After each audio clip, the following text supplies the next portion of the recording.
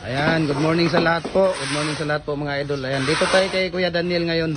So, ang ano ni Kuya Daniel ay ilang karatilya na buhangin, Kuya? 5. May lupa to? Ilang karatilya ang lupa? Isa. Tapos ang molasses mo? Molasses? Ha? 1/4 liter na molasses? Tapos ilang karatilya na ano? Ilang balde na tubig? 2. Depende kung ano. Yon. So ilang piraso ang labas? 140.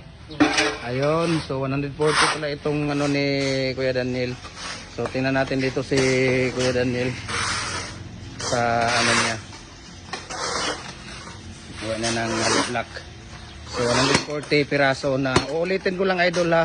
5 karatilya na buhangin, tapos 1 karatilya na lupa, 1/4 liter na molasses, 1 sako na simento, at saka 140 piraso na CSB number 4 po ito, at saka 2 or 3 na balde na timba na tubig. Ayan, thank you so much mga idol, and God bless us all.